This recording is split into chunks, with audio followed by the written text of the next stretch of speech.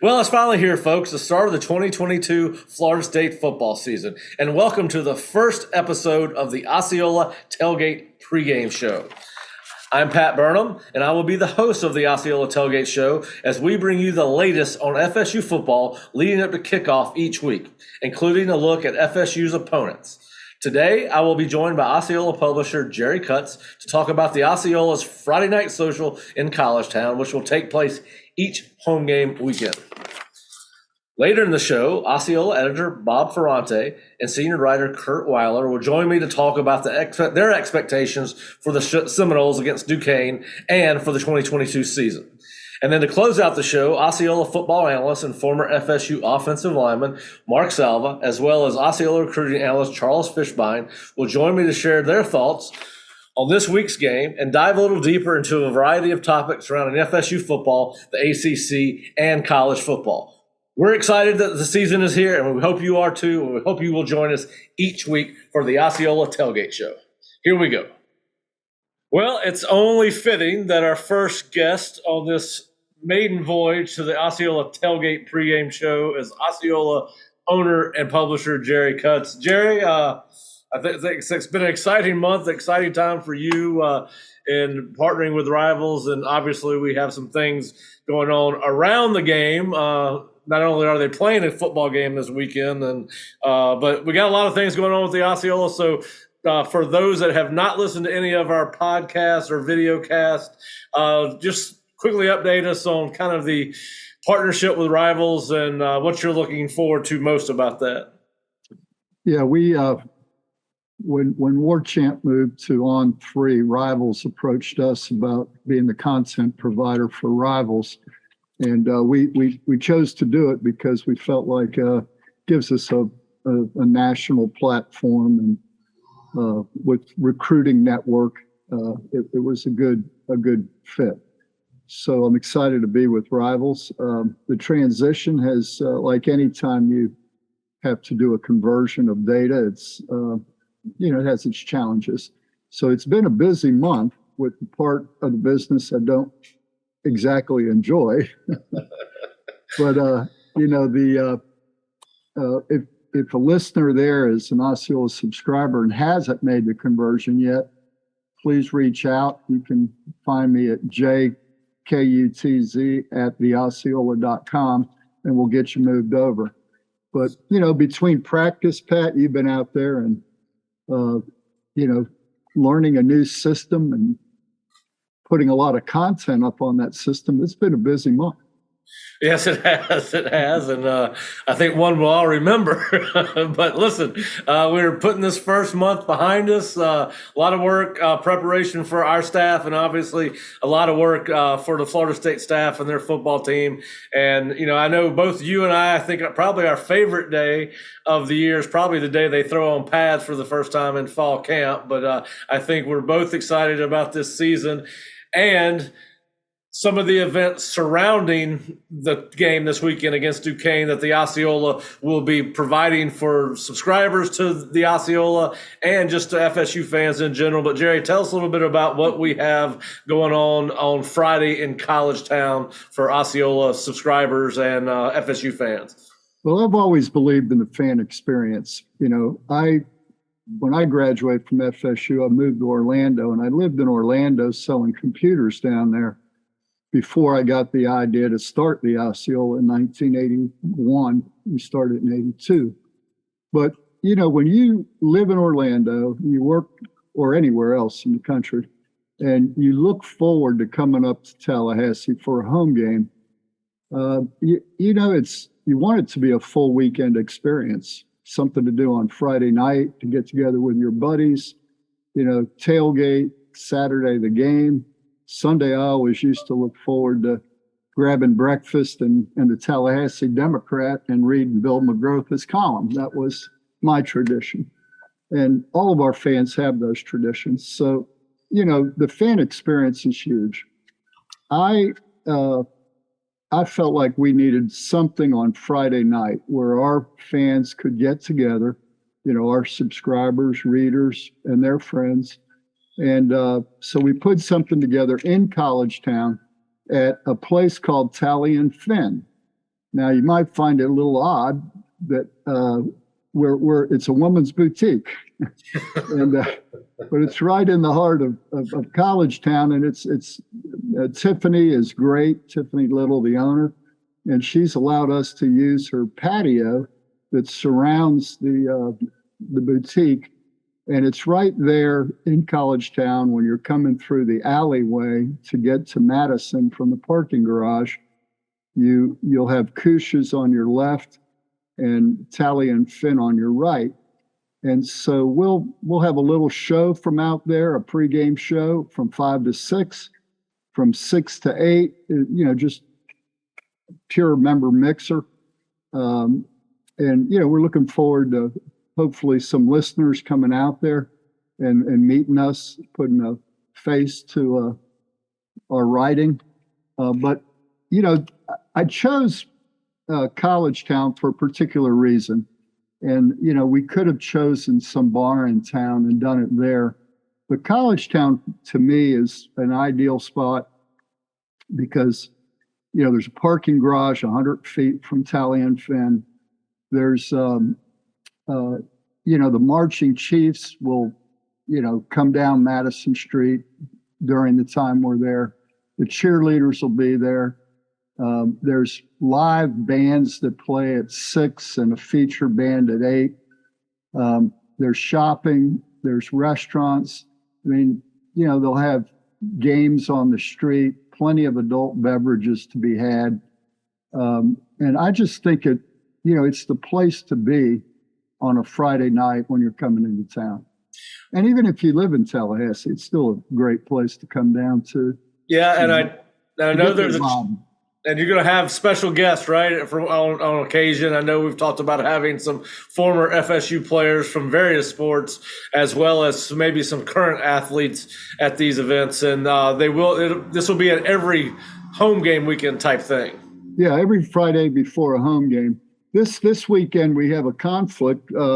It's the Hall of Fame banquet, and so a lot of our the former athletes and coaches will be at that Hall of Fame banquet. But in future weeks, we'll see a lot of those people at our member mixer. All right. Well, listen, I think everybody's looking forward to it. I think our staff likes to have a pretty good time, so I'm sure that we'll keep our subscribers and fellow FSU fans thoroughly entertained. I just hope that neither you or I walk out in a dress. But all right, so we're gonna have a good time on Friday night. Let's get to Saturday. I know we've covered this in writing and on our Seminole Sideline Sunday show. Your expectations for Florida State against Duquesne on Saturday afternoon in Doak Campbell, and then obviously just we've been making predictions about the season. This is your last chance to change your season record prediction. So what do you got? What do you want to see out of FSU against Duquesne, and what's the top end for this team? So I think what I'm looking for in the game is to play clean. Last year we got better at that as the season wore on. I'd like to see us take the first step as a good step. And when I mean clean, getting players on and off the field efficiently. No dumb penalties, unforced penalties. I don't mind the penalties of aggression, and I don't think our fans mind that either. But just the dumb ones. I from what I've seen at practice, Pat, I think you might agree with me on this, is we see cleaner practices. And that's because I think 89 of the 95 scholarship players went through spring together. And so nothing's new right now. It's all, we should expect a clean game Saturday. That would be that's my expectation. Now, and your expectations for the season. The season, my heart and my head tell me it's a 7-5 team. It's a tough schedule. I don't know I think they'll win the games that they should win, which we didn't do last year. And there's about 6 teams there that will probably be favored over us on game day. So I guess my head tells me it's 7-5 team, My gut tells me I think this team can win an 8th game in the regular season. I think they can steal 2 and win the games they should, which would put them in a bowl game. And, you always have a chance then to win a 9th. Now, I don't want to get people ahead of their skis, but, I'm pretty optimistic. I think this team is ready to take the next step. Yeah, it certainly seems like this is a team that's, well ahead of last year's team and certainly the team before that. Well, Jerry, I know you got a lot going on, and we're going to have you back on a regular basis on our Osceola Tailgate show. But thanks for popping in, and we will see you on Friday night and then again on Saturday. Friday, College Town, Tally and Finn is the name of the boutique. 5 to 8. Come on out, and I think there might be some libations available. I'm sure there will be. All right. Thanks, Jerry. All right. Thank you, Pat. All right. Bye-bye. All right. We're back and happy to be joined by Bob Ferrante, the editor-in-chief of the Osceola. And then we're very lucky today to have senior writer Curt Weiler, who has been kind enough after I don't know if it was his national television debut or not, but he was on the ACC network, and would like to thank him for joining our little show here, being transmitted from Killarn. So, Curt, first of all, tell us, I saw your tweet last night, and, how was your appearance on the ACC network? Yeah, so it wasn't my first time. I went on Packer and Durham a number of times, actually, but I'm not going to complain about it now. Their shows from 4 to 7 in the afternoon instead of 7 to 10 in the morning. I did do, I think, one time a 7:30 hit with them. That was not so fun having to be TV ready that early. So, but no, it went well. Nice to see the Florida State representation on there. Taylor Tannenbaum, one of the 3 hosts, a Florida State grad. Okay, well, thanks for taking the time to join our little show, Curt. We appreciate it. All right, so Bob, as always, thank you, guys. I was not at practice yesterday, and unfortunately, you guys had some news coming out of practice, and just want to get caught up on that and how it, could certainly, it may not impact this game. It could certainly have some repercussions on down the line. I think with Steven Dix, it's a depth piece. It's a guy who you say he's in the top 6, and you always worry about injuries at linebacker. Florida State is thin, but it's also a position that's bolstered by Tatum Bethune, who we think is going to be a productive, borderline all-ACC guy. Kalen DeLucia is probably going to take that next step. We think DJ Lundy, being slimmed down, can be more rangy to the sideline. I don't feel bad about the group, but I do feel a question mark is just depth and injury. And Brendan Gant is kind of a wild card too. How much can a safety moving up to linebacker, which is probably a pretty natural transition overall, but how much can he be somewhat of a contributor here, at least early on in the year? So maybe this is a good thing to have Duquesne be the first game so that you can kind of break in some of these newer guys, younger guys, just figure out how the roles best fit. We didn't expect Steven Dix to play a ton, but he was definitely part of that puzzle, and it's definitely a tough loss for him for sure.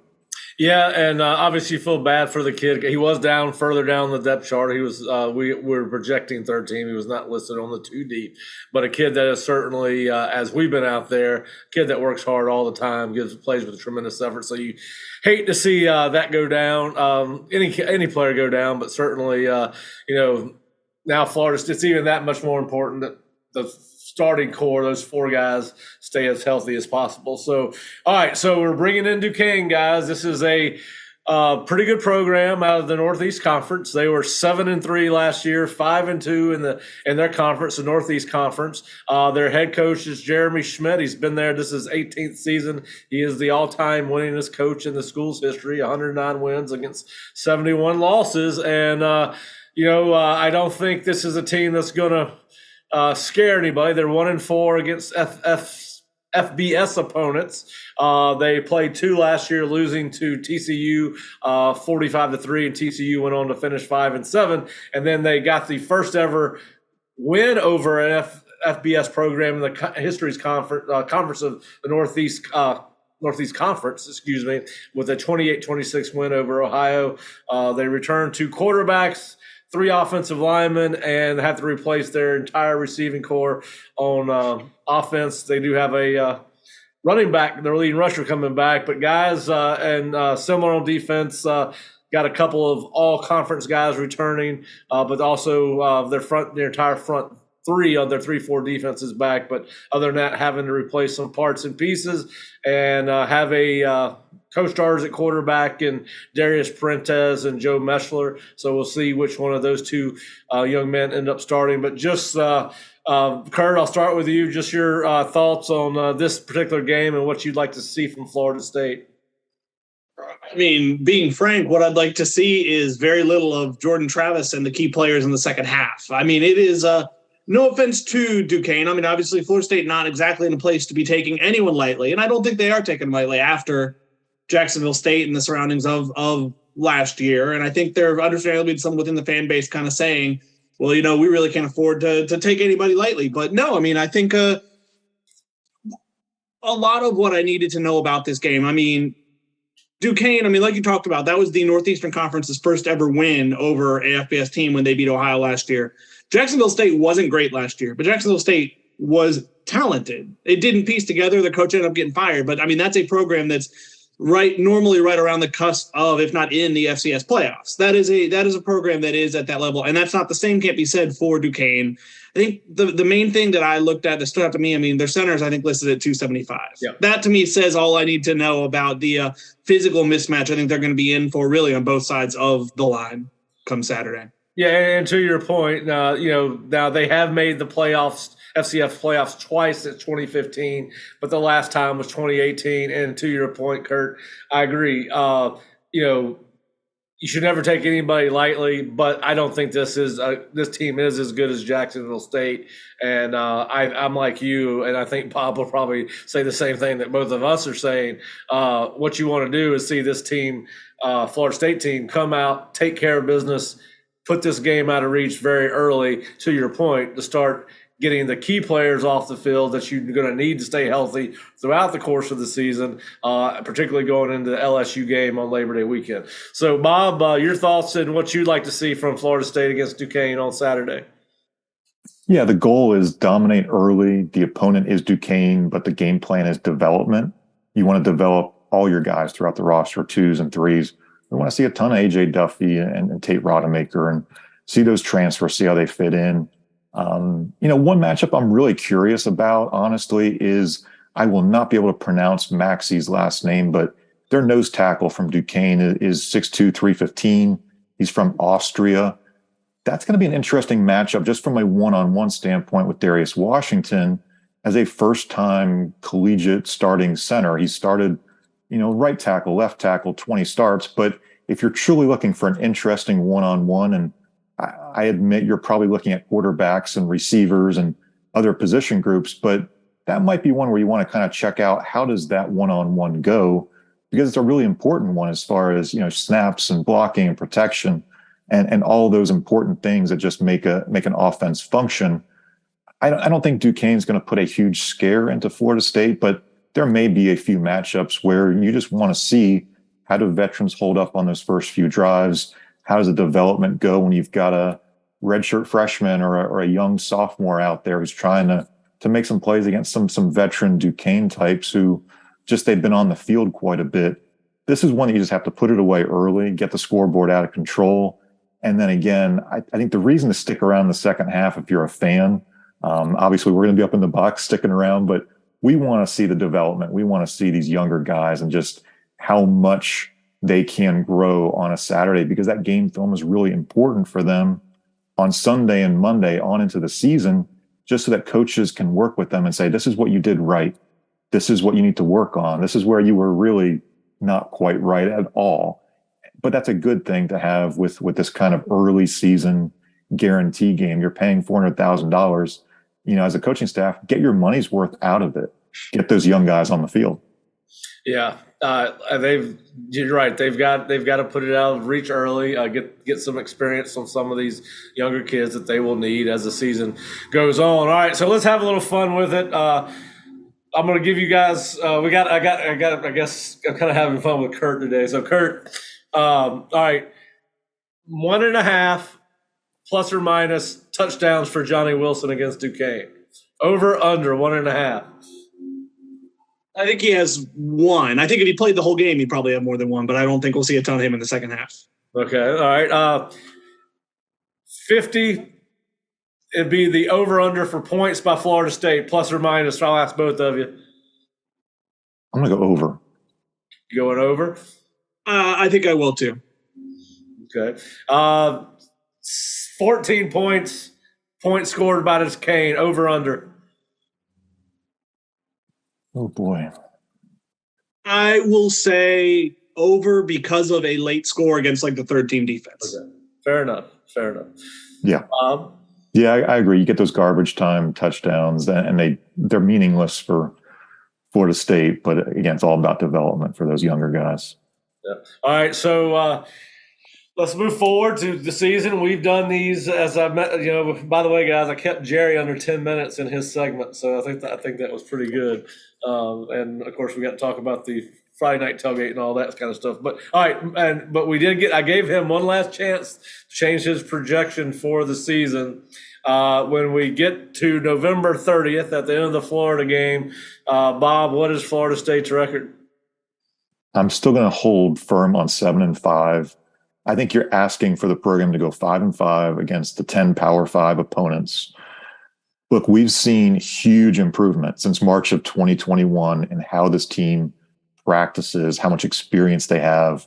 There's clearly development, and wide receivers are better, linebackers better, offensive line better.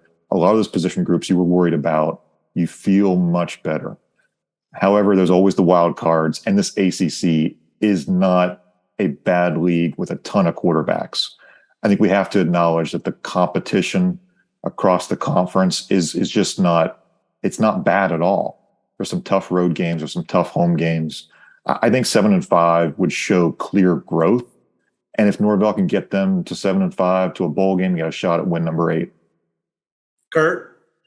I agree. I think 7-5 is the number for me. I would say, I guess 8-4. So, 8-4, I would say more likely than 6-6, but obviously there's plenty of, like Bob said, wild cards involved with that.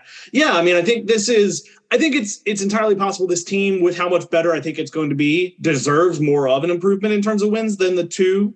But like Bob said, the schedule's tough. The one thing I'll say, and I talked about it on a story that'll be going up later today on Thursday, so it'll be up when you're listening to this on the Osceola, is Mike Gravel's found a way to have some signature wins. Even that first year when they were pretty rough, they had that signature win against the top 5 North Carolina team. Last year, North Carolina again and Miami. How many signature wins does he get this year? Because that's how that number maybe gets higher than we think it will. Yeah. Well, listen, maybe I should have kept Jerry on here because I've seen a bowl projection this morning that I'm very fired up about. I don't know. I think it was CBS Sports, might have been Dennis Dodd, but somebody has FSU projected for the Holiday Bowl in San Diego. So, Bob, I just want to go to San Diego. I just want to volunteer right now to work that game. I think that there'll be a pecking order for who gets to go to San Diego. So, I will let everyone else have Charlotte if they go to the Duke's Mayonnaise Bowl, which is the only other bowl I've seen projected. And you and Curt already know the way to Charlotte, so because y'all were there for ACC kickoff. So I'll let you guys handle Duke's. I'll handle Holiday. How's that?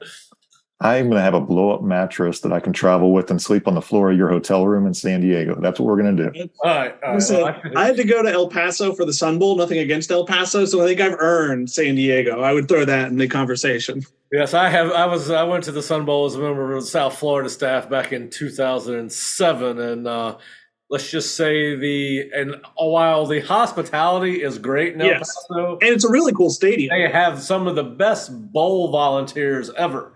But the hotel that you stay at as one of the teams in El Paso, at least back then, was not quite what it is at some other bowl destinations, including the bowl in Charlotte, which we also went to when I was at South Florida and stayed at a very nice hotel downtown. But yeah, all right, so we can have that debate as we go on, guys. Obviously, we'll have you guys back on just about every week as we get ready to get into scouting reports and get your thoughts on the opponents and the latest updates from practice. But want to thank you guys for being on the first Osceola Tailgate pregame show, and we will be back next week with you guys. And of course, look forward to seeing you guys tomorrow night at the Tailgate happy hour, whatever we're calling the thing downtown in College Town, and then work together on our first game on Saturday afternoon. So thanks for joining us, and I'll talk to you guys soon. It sounds Thanks, great. Pat. All right, now joining me are former FSU offensive lineman and current Osceola football analyst Mark Salva and Osceola recruiting analyst Charles Fishbein, who we call Fish. All right, guys, I've had everyone else on staff. It's been a fun conversation. Had Jerry talking about the little party on Friday night in College Town. Got some thoughts on from Bob and Curt on the season, and that's kind of where I want to go with you guys. We've covered this in a written article with Fish was involved with about our expectations for the season. But guys, it's finally here. 2022 is about to start. We'll kick off on Saturday afternoon at 5 p.m. against the Duquesne Dukes before we get into some SEC and ACC play. But let's talk about, Mark, just your expectations for FSU for this football season. Well, for the season, I feel we need to take that step, and I'm expecting that we will. This is the first real normal off-season spring camp that Mike has had. He's turned over the roster. These are all his guys, all his system, everything. It seems to be more settled than it's been going into a season here since he got here. So my expectation is that they're going to be not just incrementally better, but a lot better. I think that I want to see this offense for playmakers that he keeps talking about. I hope to see more of that. And I just want to see FSU be, just get back to being FSU again, stifling defense, smothering defense, attacking the ball, both on offense and defense. And I expect to see more of that effort.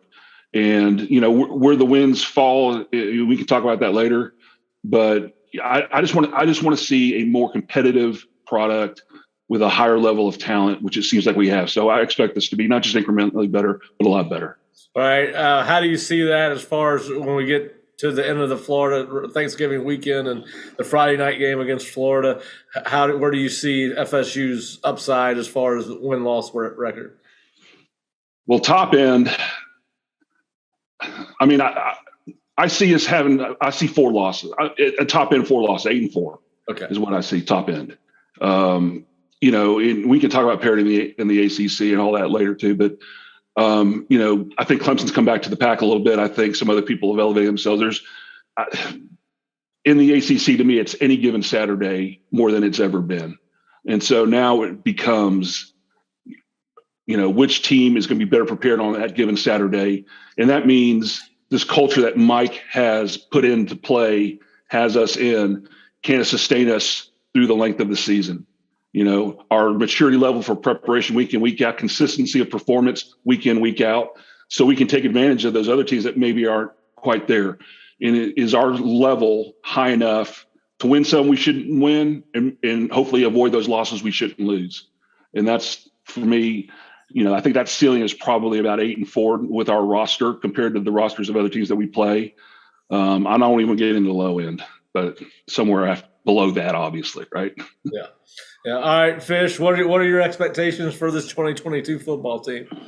First off, when Mark started with what he started off with, I felt like this was Groundhog's Day. We want Florida State to get back to what they've been, because that's the expectation, and it should always be the expectation, is to win and win a lot of ball games. The program's too good to be where it's been the last 4 or 5 years. As far as expectations, I just want to, the team needs to show each week consistently that they're getting better, that it's not that there's no Jacksonville State games this year, that if they lose, they lost because the other team was just better. When you start to talk win totals, I just think the fans in general don't realize how much parity and how close these teams are, that the ACC from top to bottom, like Mark said, there's not a whole lot of a difference between a Wake Forest and FSU and NC State. These teams on any given Saturday can beat you. So when you're talking 9 and 10 wins, you're talking about teams that are pretty darn good. That means you won all your 50-50 games. Everything bounced your way. And the thing is, you saw it last year. FSU lost to a bad team, but then ended up beating a Miami team that they were underdogs to. So over the stretch of the season, and this is where fans, they look at the schedule and go, oh, well, we'll beat Miami. Well, they're not good enough to just show up against a Syracuse, as bad as they are, and have their C game and think, oh, we're going to win in the Carrier Dome. Syracuse is good enough, while this isn't one of their better teams, good enough that if you don't show up on that Saturday, that they could beat you. So as far as expectations, we've talked about, I think they're in that 7-win range. If they get to 8, I think that's their ceiling. And if the 9th win is possible, it's in a bowl game. I think 9 wins in the regular season's asking a lot. And if they win 9 games, Coach Norvell's Coach of the Year in the ACC. I mean, that it's just flat out. That means they went above and beyond expectations if he gets to 9 wins.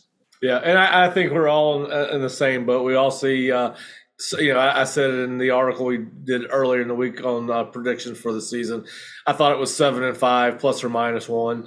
And certainly some things have to go their way. They have to stay healthy, number one.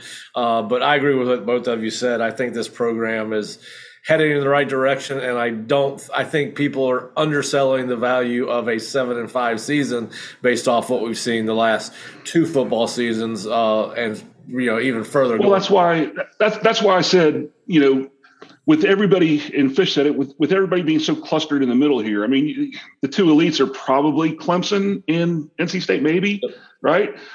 But everybody else can beat anybody. So now it comes down to coaching. Coaching and culture is going to be the difference throughout the course of the year. And, Mike's got a chance, an opportunity to show that he's an elite coach this year doing that with this team. If he can consistently get this team prepared, ready to go on Saturday and win those games that are 50-50 games and avoid that Jacksonville State loss and that, those losses to teams at home that, we should beat, that's going to be the key. Mark, can I jump in real quick? I wanted to just make one point, Pat. I remember talking to Coach Steele when he was at Florida State, and I remember they were playing Miami one week.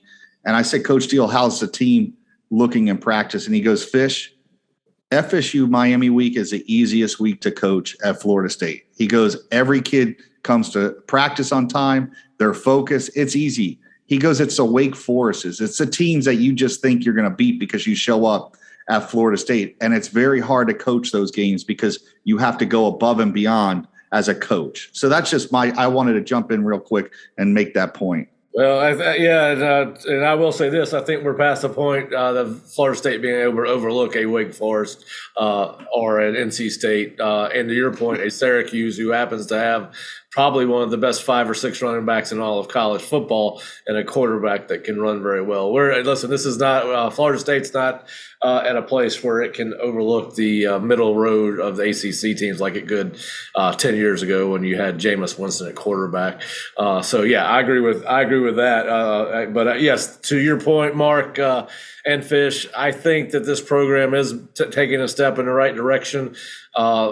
Barring unforeseen, we've seen that at practice. These kids really do. You leave the practice field every day thinking that they've bought in to Mike's philosophy and his way of practicing and his way of doing things. And they do seem like is a team that does enjoy working together during practice and being around each other. There's all kind of examples of camaraderie that we see on a daily basis. Sorry, I almost had an earthquake in here. But anyway. You okay? Yeah, I'm fine. Okay. Just getting a little excited. I don't need you getting hurt. We're getting close to kickoff. Hey, you can play hurt. As long as I don't tear an ACL, I'm fine. I don't have very many ACLs left to tear. All right. So we've kind of covered 2022 for Florida State. I want to get your and I think that you guys are probably going to say the same thing I'm going to say, so I'm going to leave this up to you guys, and I've already had a chance to expound on it with Bob and Curt. But your expectations are what you want to see from this game against Duquesne. We've kind of previewed Duquesne. There's a 7-3 team a season ago. Have been to the FCF playoffs twice since 2015, the last one being 2018. They played 2 FBS teams last year, losing 45-3 to TCU and beating a 3-6 Ohio team 28-26. But just give us your expectations. Listen, just so you want to know, in case you don't know, they had to replace their 5 best receivers, or most productive receivers from last year. So just give me your thoughts on what you want to see, Fish, from Florida State on Saturday afternoon. I want to see everybody that's suited up in an FSU jersey play. And that means that FSU took care of business. That means walk-ons are playing. That means the second half, we're looking at some of the younger guys going, oh man, this is what the future looks like, because that means Florida State took care of business. And I think Mark will probably agree with that, but that's what you want to see on Saturday. That's my expectation, is to see all the backups, including the walk-ons, get into play. Yeah. I mean, for me, obviously dominate early. That's number one. But from a coach's perspective, I'd want to see a very high level of execution. I want to see every operation go smoothly. I want to see huddle breaking with, however many seconds they want it. Well, we don't huddle. But you get my point. Yep. I want to see communication. I want to see all those operational things going really smooth.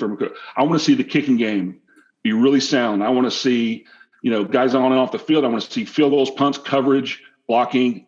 Kicking penalties drive me bananas. I throw things when we get kicking penalties. That drives me nuts. I don't want to see any of that. I want to see a really sound kicking game. I want to see how we respond to adversity, whether, we throw a pick or, somebody drops a ball or, something. I want to see which guys, what the body language is like for the team and for individuals when there's some adversity during the course of the game. And there may not be a whole lot of opportunity for that. And the other thing I'll look at, just get some clues, because obviously they're not going to try to reveal a whole lot going from this game going into week 1, but maybe we get some clues as to who they're going to start highlighting defensively and offensively. Who are the guys that they're going to depend on? Who are the guys that are going to emerge? Hopefully we get some clues to that this game. They might try a little something, and then, that really worked good, looks good, and then tuck it away for next week. You kind of see clues to that kind of thing too. So those are all that's what I'm kind of looking at. Yeah, I'm with you. Listen, I want to see them stick to the basics. I don't want to see them try too much. Against Jacksonville State last year, we saw them throw in 3 quarterbacks at one time on three plays in a row. Still don't understand what all that was about. We never saw it the rest of the season. But I want to see them come in, run their base offense, base defense, take care of business. And as you guys said, the travel roster or hotel roster or dress roster will be as long for this game as it will for any game they play this year. For that reason, because they need to play as many people as they can. So I think we're all in agreement there. I do want to ask you guys this: heading into the season, who is the player or what is the position group that you are most excited to see on Saturday? Seriously, you're asking me that question? I know what you're going to say, but I thought I'd ask it anyway. All right. Well, assuming I already said offensive line, the one person I'm really looking forward to seeing, and I think is going to be real key, is going to be Dennis Briggs. I really do. I think, we need production from that position. We need dependability from that position. And I think he's a guy, and I identified him going into camp as this guy said, he's going to be a key to our defense. I really believe that. The other side, we still got young guys. We got McClendon and we got Verse, and those guys are going to be a work in progress. But I think the rock of that position is going to be Dennis Briggs. Fish, what about you? I can't. Our position group you're most looking forward to seeing? Well, I mean, especially you want to see what the wide receivers could do, because there's just been so much turnover as far as them bringing in the 4 transfers. And then last year they brought in a couple freshmen that you saw glimpses with McLean and everything. You want to see if those guys take that next step up. But I agree with Mark, is the defensive end position, losing Jermaine Johnson last year. I don't even think the fans realize what an impact he had on every game. Even when he's not making plays, he's making other players better because they're basically seeing single block. So yeah, Briggs is huge. And I think Derek McClendon, seeing how he's finally developed, because he was a guy that this is the year you expected him to make that jump. Everybody expects these guys to play as freshmen. It doesn't exist for most teams. Guys need time to develop. This is McClendon's year. It's going to be interesting to see. He comes in. He has a shot to come in and be one of the leaders in sacks. So, yeah, I think the defensive end position, because if you could get pressure on the quarterback, it makes your job easier. On the back end, it makes the linebacker's job easier. And sacks lead to big plays. So that I agree with Mark on that. Yeah, well, and I'm going to go player I'm most excited to see is Bless Harris. I think that he has a chance to have a significant impact on this offense from the right tackle position. Florida State's offense would be so much more efficient and effective if it had two really good pass protectors on the edges, something we have not really, the pass protection has not been consistent over the course of the last 2 years. I do think it'll be better this year. And, I'm looking forward. I think he is, that right tackle position. They've imported someone almost, every year since Willie's last year. That's been that position has been handled by a transfer portal guy. And I think Bless is the best of the three guys that have transferred in to play that position and had an impressive camp, in my opinion. And then I'm with you, Fish. I want to see the receivers. I think that they've got a couple of guys that can have significant and immediate impact on this offense and really help Jordan Travis out, which will obviously help the entire offense out. It'll impact the running game, open up some more. They'll have to play looser. Won't be able to play as many people towards the line of scrimmage. Johnny Wilson certainly had an impressive end of camp, and obviously the fact that Deuce Spann is listed as a co-starter on the two deep indicates that he had a impressive end to his camp. And then, of course, we're waiting to see about Micah Pittman and what impact he can have from the slot. So I would definitely go with wide receiver with you there. And then, of course, there are things that make coaches not sleep at night. Mark, if you were coaching this football team, what position group are you most concerned about heading into this season? Well, it always begins and starts with the offensive line. Regardless of, and we've built up depth, we've built up, a roster of offensive linemen. We've got a group of guys, but still, guys are first team for a reason. Guys are, we have a depth chart for a reason. Sustaining injuries during the course of the season, we seem to have been snake bit there and already have been this year. And I lose sleep over that. Just losing guys along the offensive line. The longer we can keep those guys healthy, keep our best guys healthy, I think the better we're going to be offensively. That keeps me up at night. Okay. Fish, what would you be worried about if you were the head coach of this football team and heading into the 2022 season? What position group? Oh, well, you know how I feel. Jordan Travis, don't even let him near sprinkler heads, because if he trips and falls, this season could get rough. That's what's keeping me up at night, that Jordan stays healthy the whole season and you get 12 full games of him, and that's their best chance at having a very good season. So I agree. Yeah, I tend to agree with you there, but I'm gonna take the opposite side. I'm gonna pick the linebacker group. They're down, lost Steven Dix for the year yesterday or earlier in the week. There were only 7 scholarship players total at the position. Now you're down to 6. One of them is a true freshman. The other one has been moved from free safety to linebacker, and your best player by far is Tatum Bethune. So worry about injuries there. I think if you can keep Bethune healthy, one of those other guys will end up, we think Kalen DeLoach is going to have his best season. We feel the same way about Amari Gaynor and DJ Lundy. But you lose 1 or 2 guys there, that's a whole lot of trouble for that defense. And particularly if you're concerned about Jordan Travis's health, I would be concerned about Tatum Bethune, which is another reason you want to take care of business as Duquesne, because you would hate to lose. Now, you can't predict when injuries happen, but you would hate to lose a frontline player late in the game against Duquesne, because it was a game that shouldn't have been contested the way it was. But Why would you even go there? Why would you even go there? What's that?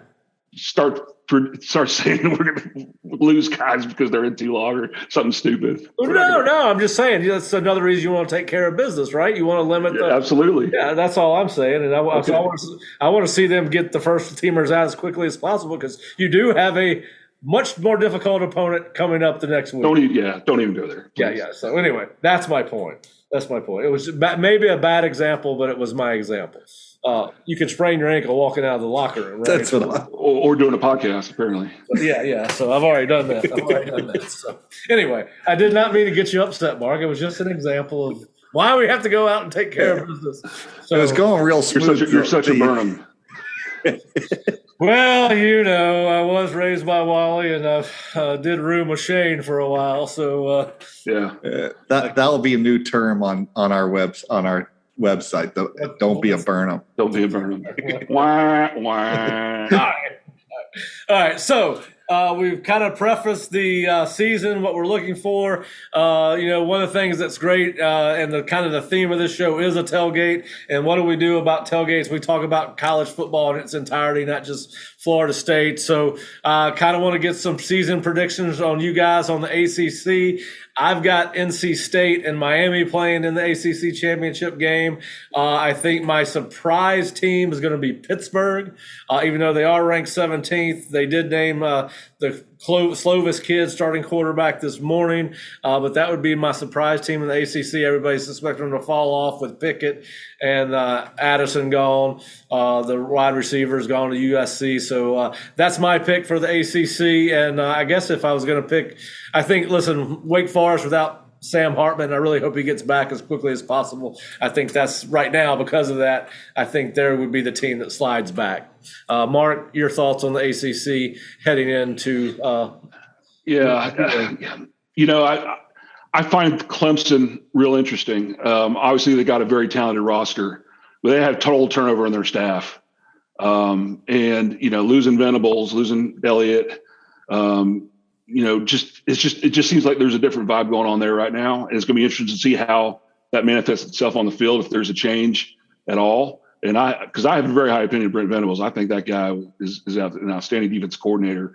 And regardless of what his understudy takes over or not, you lose something there. So I'm going to be interested to see them. And to your prediction, I've kind of got NC State maybe beating them, and maybe winning the Atlantic side with one loss, and that one loss being us, because we play them the week after they play Clemson.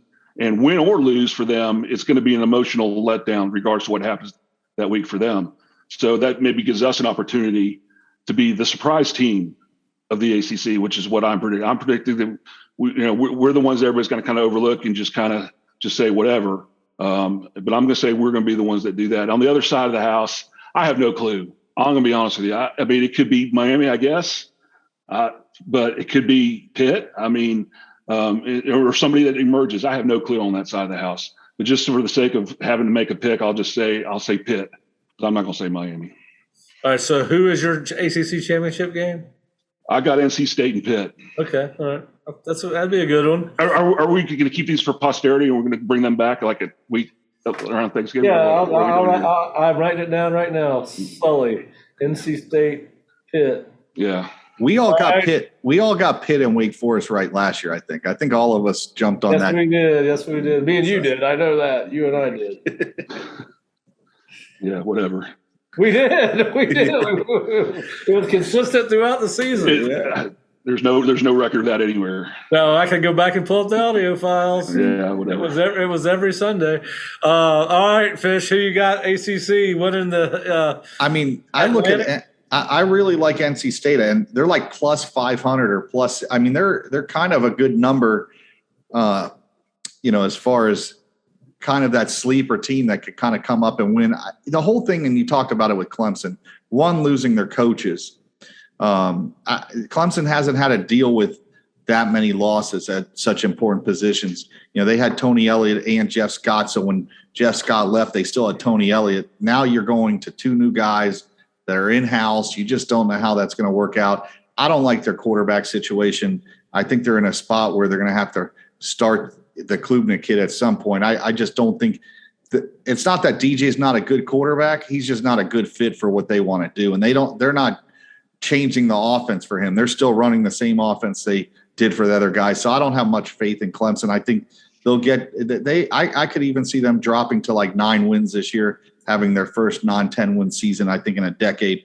NC State's my pick in the Atlantic. I just think they have the quarterback. I'm huge on quarterbacks. I think they got the best quarterback in the ACC this year. And then in the other side, I think Miami will be the pick. And mainly, it's not because this is one of the better Miami teams Mario is going to have. One, they have a quarterback. He's one of the best, one of the top 2 or 3 in the league. But they play an easy schedule. I don't, outside of Texas A&M, they're going to probably start the season 5-1 or 6-1 before they get into the meat of their schedule. And then they get FSU at home. Their tougher games are at home, and they don't play a whole lot of tough games. They have 2 main games. They have the FSU game, and then they really have Clemson and A&M. And I think the Clemson game is they could end up losing to FSU, but still come out and beat Clemson in that game. So I'm going to take Miami and I'm going to take NC State to play each other in the ACC, and I have NC State winning the conference this year. Well, speaking for the Osceola, we would like to apologize to the city of Charlotte if that ACC championship game does come true, because you'd have the 2 worst fan bases in the ACC in Charlotte. And I'm not sure the ACC would allow, or Charlotte would allow the ACC back in Charlotte for another championship game if you had Miami and NC State. Could you imagine what will happen in the stands at that game? So anyway, yeah, but I'm with you. That's who I've got picked. And listen, I do think we've talked about it before. I think there's a lot of parity in this league. I think Mark and Fish, I think both of you pointed out that, it looks like the top 2 teams are NC State and Clemson. And then I think it's particularly in the Atlantic. And I think you could put all the other 5 teams in a bag, shake them up and throw them out and end up, and anything could happen, right? Maybe with the exception of Syracuse. But again, they've got a great running back. And then of course, listen, the Coastal always goes postal. So there's no telling what will happen there. Outside of Virginia Tech and Georgia Tech, I think could be wide open. I mean, you've got a great quarterback at Virginia, a great quarterback at Miami, and North Carolina, they'd have to be better on defense this year than they were last year. And you got Gene Chizik back with Mac Brown, and that's been a pretty good combination over the course of their lifetime. So, and of course, I don't think you really expect any more from Duke either. I mean, the first year program under Mike Elko that coming off a struggling year. But yeah, I think it's going to be wide open. I think it's going to be I think we're going to see some upsets this year that we're not expecting. And certainly I think it's going to be an interesting year in the ACC. As I said, if we were sitting at a tailgate, we would probably have to have a beer and talk a little bit about the SEC. A lot of interesting storylines there. Florida's got a new head coach. You've got people picking Kentucky over Georgia in the East. I've seen Chris Doring did that on the SEC Network. He's got them going 11-1. What's he drinking? A lot of people think Tennessee's in line for a big season. And then, of course, on the other side, the carnage that always exists on the West outside of Alabama. Arkansas is supposed to be good. LSU is supposed to be rebuilding. We'll find out that for sure early. A&M, Jimbo's been an 8-4 guy since he's gone there. Has not done, but they're preseason ranked number 6. So I think so. If you talk about overrated, I think that's one you got to say is overrated. Yeah, I agree. I mean, you talk about losing Elko. I think their quarterback situation is unsettled still, right? Yep. I mean, they've got like 3 guys they're looking at, and look, we know from experience, Jimbo needs an elite quarterback to run the inventory of plays that he has. That guy has more plays than Carter had liver pills, right? And I don't know what that means. I've always heard people say that. Be that as it may. I think they're in for more of the same, honestly, especially with the conference and the schedule they play. Well, listen, the other team in the top 25 that I don't think should belong there is Texas. I don't know why those Texas teams get so much credit. Texas has got to be the most underwhelming college football program in recent history. Because people got to sell airtime. That's why. Well, you're right about that. All right. So who do you got? All right. Give me I've got Alabama, and I'm going to stick chalk Alabama and Georgia with Alabama winning it. I don't know any other way to go. I'm the same. I mean, UGA's roster, Alabama's roster, they're just too good, I think. Yeah. What about you, Fish? after what you guys just said, I'm going the total opposite way. I totally disagree. I think Texas A&M is going to make the playoffs this year, and Texas A&M will play Georgia in the SEC championship. Write that one down. You can write it down. I still believe talent supersedes everything, and what he's brought in the last couple of years, they are loaded, especially up front, and we'll see. I know I'm not going to get a lot of fans with that. I know that, but that's fine. I believe. But here's the other thing you got to consider. You got A&M and Georgia. Yeah, he's got A&M in Georgia. Here's the other thing you got to consider too. And we know all too well the kind of culture that Jimbo builds, right? Mm-hmm. He's been there 4 or 5 years now. Mm-hmm. Yeah, I mean, I he may have brought in a lot of good players, but I just don't see it happening there. I get why people will doubt it, but you know what?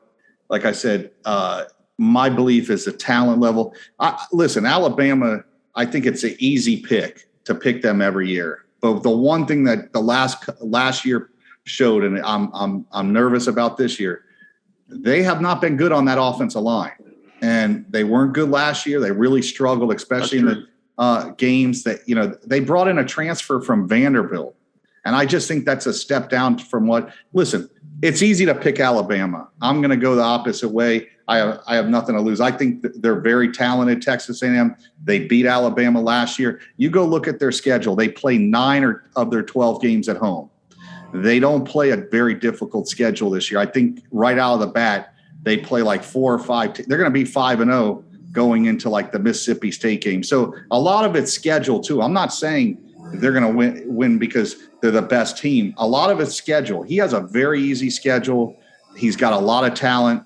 And you know what? It comes down to scheduling a lot of times. You need that stuff to favor you. 9 to 12 games at home is big. You could say what you want. That's the only games that are really on the road, I think, is Alabama and maybe Mississippi State. And they play only 3 SEC teams on the road. And that's huge when you're talking about making predictions. All right. Well, let's move to the Big 12, which is going to be an interesting year. Baylor ranked 10th, Oklahoma 9th with a new head coach. The Mullet ranked 12th preseason. And then, of course, a lot of people thinking big things from Steve Sarkisian and the Longhorns this year. I'm going to go I'd like to go with an upset, but I'm going to go Baylor, Oklahoma in the championship game. I'm going to go Baylor winning it. I think it's going to be fascinating to see how that transition from Lincoln Riley to Brent Venables goes in Norman. But, half of me want, this is the kind of year that Iowa State sneaks up on somebody. Nobody's expecting much from them. They lost the Purdy kid at quarterback. So I think it's going to be but I'll go Baylor and Oklahoma. Who you got, Mark? Well, I'm going to go Oklahoma and Baylor also, but I'm going to say Oklahoma wins. I just think if you have a defense in that league, you got something different and you got something special, right? And I think with Venables, like I said that before, I think he's a fabulous defensive coordinator, and I think he'll generate turnovers, he'll generate field position. I think Oklahoma will be the team to beat there.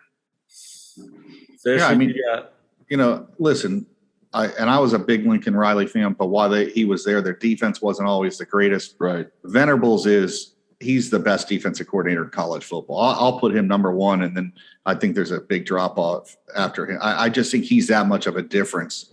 You saw what he did at Oklahoma, and then he left. Oklahoma's defense was never the same. He then goes to Clemson. They had the best defense every year. He understands you need big guys up front.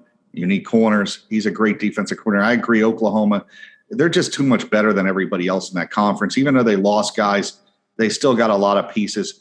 You want to talk about a defensive coach. So Dave Aranda is right there too. I mean, he's a special defensive coordinator. What he did at Baylor last year was truly remarkable. He turned that program around. And the one thing about Baylor, they're the one Big 12 team that will knock you in the mouth. Most of those teams are more finesse. He's the one guy that likes to play physical ball. I think he took a linebacker last year and turned him into a running back. Their whole mentality at Baylor, and I think they got one of the best offensive coordinators in Jeff Grimes, what he did at BYU with the Wilson kid that got drafted in the first round and what he did at Baylor. Those are the top 2 teams.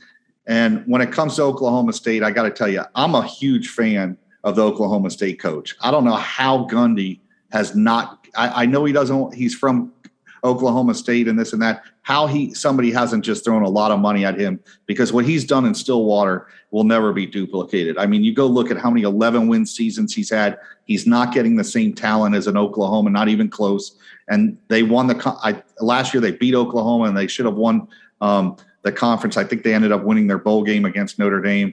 I'm real impressed with what he has done. But Oklahoma, Baylor, flip a coin. One of those two teams will end up winning the Big 12 this year. All right. Well, listen, I'm just sitting here looking at the Big Ten. The Big Ten needs to go to divisionless football. You look at the East versus the West, and the East is stacked so heavy and so hard. Easily the first or second hardest division in all of college football, with 15th ranked Michigan State, 8th ranked Michigan, 2nd ranked Ohio State. That doesn't include Penn State, which they're going to be solid at best. Maryland seems to be getting better. And then, of course, Indiana's had some years of late. And listen, Schiano at Rutgers is going to beat somebody at some time. He's not supposed to. He's a really good football coach. Then the other side, you got Wisconsin is the only team ranked. So I'm gonna go with Michigan. I see them backing up their Big Ten title appearance. So I'm gonna go Iowa. This just seems like one of those years where no one's expecting anything from Iowa. It's kind of a watered down version of the West this year. So I'm gonna go with Michigan and Iowa, and Michigan winning the Big Ten again. Yeah, I mean, I think it's really a toss-up this year with Ohio State, Michigan. But I just said Ohio State, and I said Iowa too, which is funny because I think they do best when nobody's expecting anything from them. And so that's kind of where I am. I mean, I wish I could speak more intelligently about the depth of the Big Ten, but what I do know is that those two rosters are really strong, a lot of depth. It's going to be physical. I mean, there's going to be a lot of twists and turns in it, but I'm just sticking with that. Ohio State. Iowa, I'm going to go Ohio State just because. Fish? Yeah, Ohio State, I'm going to just pick. They've recruited so well. Michigan does have a better team than they've had, but I just can't go against Ohio State and what they have offensively in that East side. I mean, they really only have like one team they got to really fear in Michigan. They don't really play the most difficult schedule. So I'm going to go with Ohio State. The one thing about Ohio State that did bother me last year, and I saw it in the Oregon game, Ohio State's become a finesse team in a power conference. And Oregon punched them in the mouth. Michigan punched them in the mouth. Utah punched them in the mouth. They don't run the ball real well as like old Ohio State teams do. So I think they are more susceptible of losing, especially in that type of weather on the road. And they're not very good defensively. They haven't recruited. You'd be shocked, but a lot of their top guys on defense that they have recruited have not panned out. So I do think they're more susceptible to losing now than they were in prior years. But I'm going to take Ohio State, and I'm going to take a flyer in the West. I'm going to go with the Nebraska Cornhuskers. I think. Wow. I think getting good. We're fixing to get into some of that. So I think getting Casey. The quarterback from Texas, I think he's going to be good. That that side is so wide open. When you look at the teams, Illinois, Iowa, Minnesota, I mean, poor Rutgers is like begging somebody that they could get on that side so they could try to win a game or two. But I'm going to go with them. What's crazy is the Grant kid that was at Florida State that everybody talked about as a top type running back, never panned out at Florida State. He was really good in their spring game. He gives them that game breaker at running back. I think they're a lot better on defense. Nebraska is going to be my surprise pick in the West coming out. I think they're going to win that side. All right. Well, let's move on to the Pac-12, which is seemingly either, I guess, Oregon is flirting with the Big Ten now. They've had some kind of, there's been some little things in the media about that. Obviously, USC and UCLA are leaving in a couple of years. Doesn't really matter this year. This is a league without divisions. I am going to go with Utah and USC, which is Utah's ranked 7th going in. USC's 14th, Oregon 11. I'm going to go with USC and Utah in the championship game in the Pac-12 with Utah winning. Fish, you got go ahead, Fish. All right. All right, I'm gonna go with. I think Utah. Utah's the best team in the conference. They have the most stability as far as a head coach. I think Whittingham is one of the best coaches in college football that nobody talks about. I'm gonna go with. Listen, I'm a big Lincoln Riley fan, and I think their quarterback's great. They had a lot of turnover on that roster, and it's going to be interesting if it's going to be a year two thing. I think they're going to be a lot better at the end of the year. I could see some slip ups early. UCLA is going to be my pick. On the other side, I think UCLA and Utah will play in the finals. I think Chip had that thing kind of turned around at the end of last year. I think Dorian Thompson being back for another year, he's a very good quarterback. He has that team, I think, that finally turned the corner. I'm going to take UCLA and Utah to be in the finals of that conference. All right. Sully? Well, I want to go Utah. Like you said, I really like how Whittingham sets up his teams. They're tough, hard-nosed, they're sound, they punch in the mouth. I like everything about them. So I'm going to go with them. And then I am going to go USC. I'm going to say that, Riley's going to make a difference. They're going to be a lot more flamboyant. I think they're going to score points, and they're going to win a bunch of shootouts. And in that league, that's usually pretty good. So I'm going to say that, and I'm going to say Utah wins it. Yep, I agree with that. All right, well, listen, we've covered the major conferences. And, of course, this is a production-based business. There's several coaches that are going into this season on the hot seat. Probably none more so than Scott Frost at Nebraska, who apparently Fish has decided is going to save his job this year and go to the Big Ten championship game.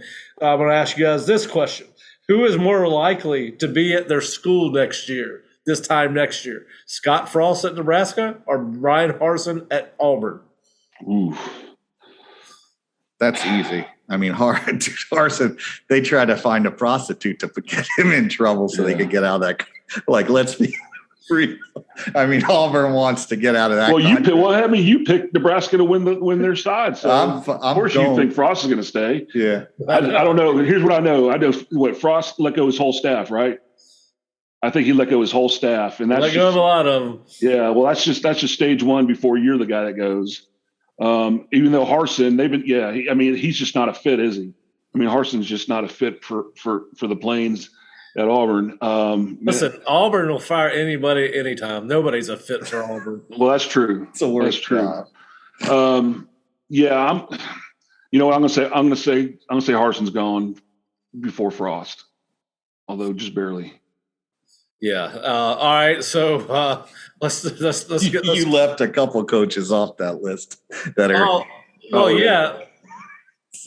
Well, listen. All right. Let's continue to play that game. There's the one in Atlanta that's. All right, I'm going to that one right now. I'm going. Who's more likely to be at their school this time next year? Jeff Collins at Georgia Tech or Dino Babers at Syracuse? And I know what Fish is going to say. Fish is going to say that Dino is going to be back. Oh, man. And then there's a rumor going around that Dion's going to be the guy at Georgia Tech. Wow. There you go. Oh, man. Are we going to have to go through this? The whole offseason. I mean, this whole season, we're going to hear that freaking name with every damn school there is in the Southeast. Oh, man. You all right about that? All right. So who you got, Collins or Dino? Who's more likely to come back? Dino. Yeah, I agree. It doesn't help Collins that, down the road they're winning national championships and stuff. That always makes it a little tougher for you, Doesn't help that he's a defensive coach and his whole defense hit the transfer portal either. Yeah, well, and his best running back, too. Isn't Gibbs at Alabama now? Jamar, yes. And he go to Alabama. And, of course, listen, Jeff's kind of he's an easy target because he wears those two small shirts on the sidelines where he doesn't even have muscles in his arms. Mediums. Really tight shirts. And then he has his team pump iron on the sideline before games. I mean, listen, I thought he was going to do better than what he's done, but I agree with you guys. I think out of those two, it would be Dino coming back. And of course, listen, there's a lot of other guys that are going to have to win this year, but those are just two, those are four guys that certainly have a little bit more pressure on them than some. Since we've talked about Scott Frost, he has a very interesting opening game. They are in Ireland this weekend for week 0, and they will open up in conference play against Northwestern. 12:30 on Fox, the first game of the day. They're favored by 13, and the ESPN Power Index, whatever that means, gives Northwestern just a 21% chance to win. Guys, is there any way Scott Frost does not wake up 1-0 on Sunday in Ireland?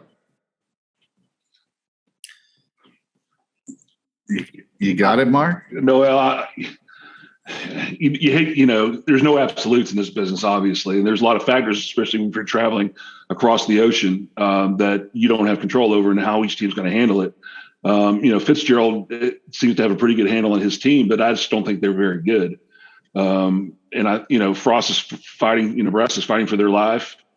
And that just might be enough for them. So I'm gonna say, you're asking for a percentage or no? Just who you think is going to win the ball game? Yeah, I think Nebraska will win it just because.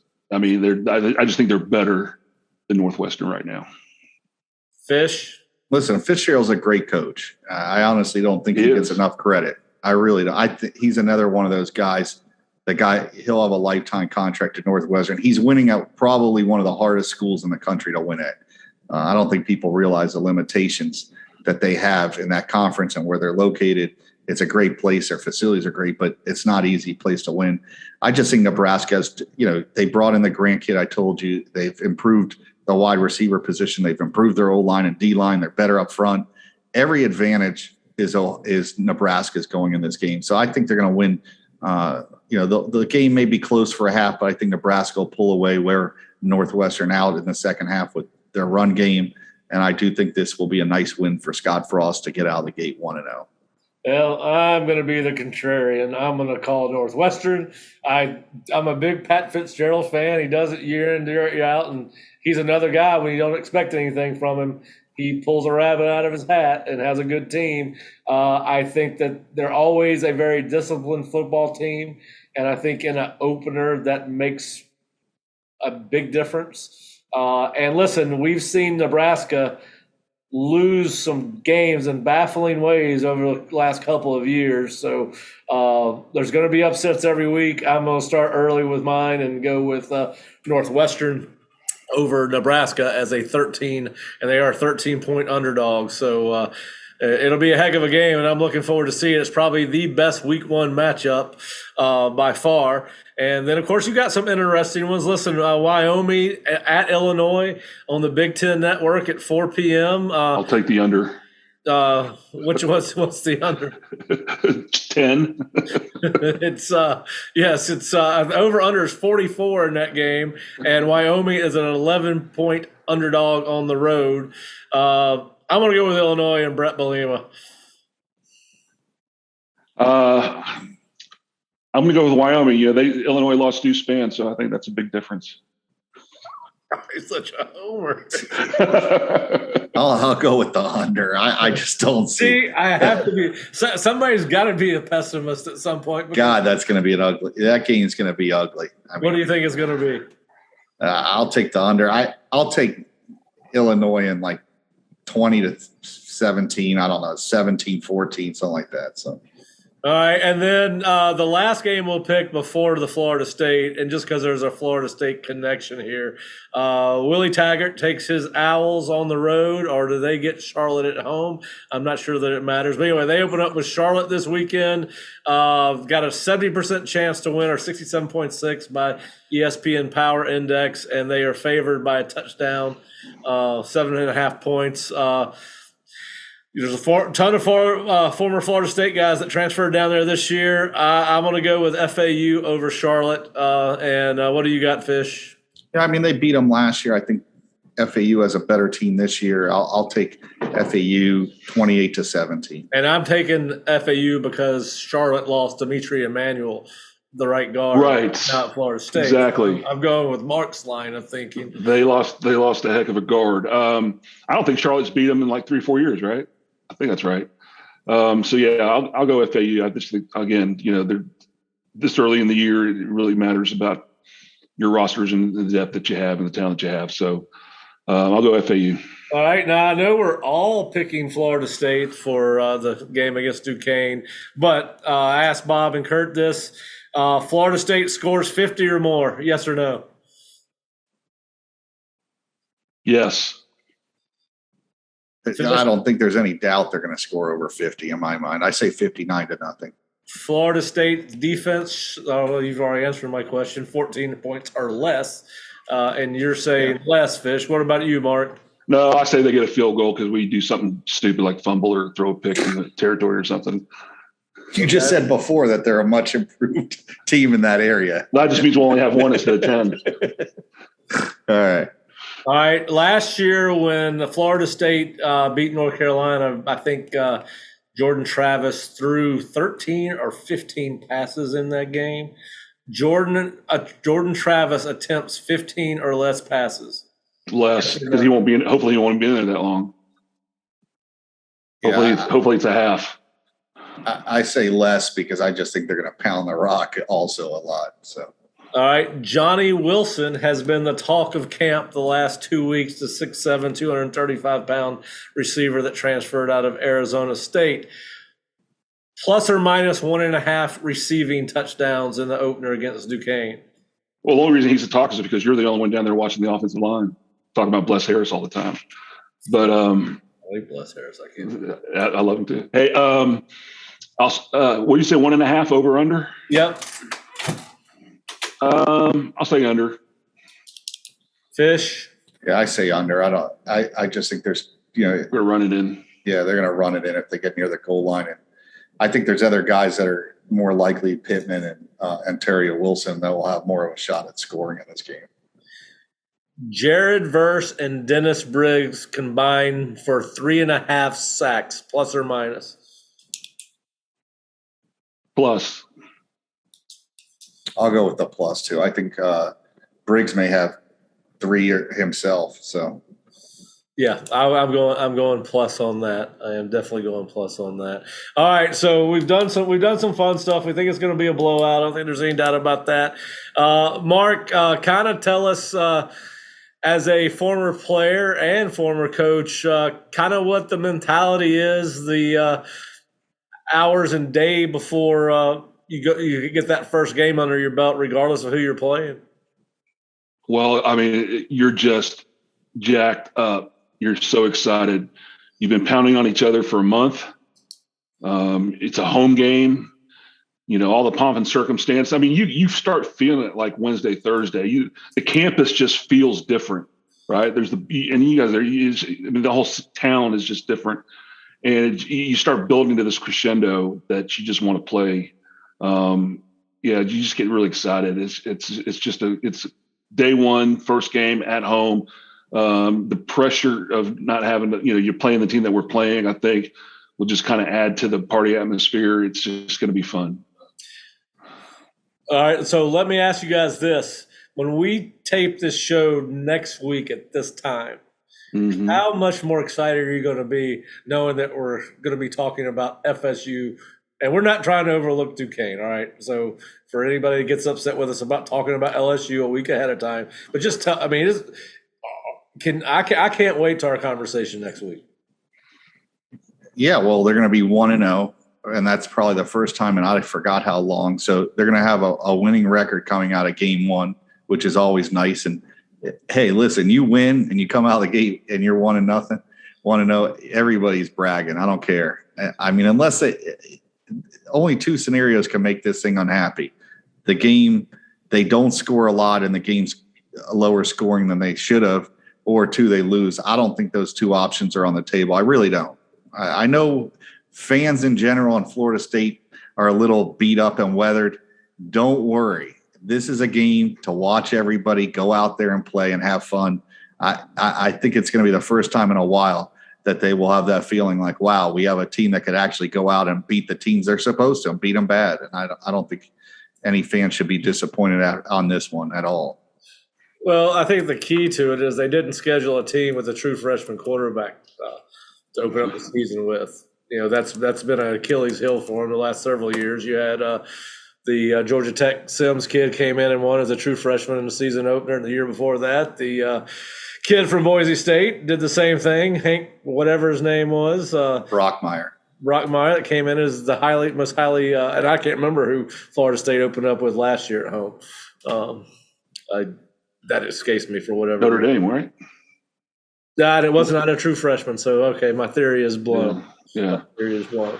All right, guys. Well, listen, we could talk more and more, and I'm sure that our conversations will get longer and more entertaining as the year goes on. But certainly, I want to thank you guys for joining me on the first ever edition of the Osceola Tailgate pregame show, and I hope the listeners, viewers, and readers enjoyed the conversation and look forward to your feedback. And of course, we look forward to joining you guys each and every weekend going in with the latest on FSU football, look at their opponent, and just looking around the world of college football like we would do if we were at our own tailgate. Guys, thanks. Mark, you want to sign us off? Go Noles, baby. Hey, go Noles.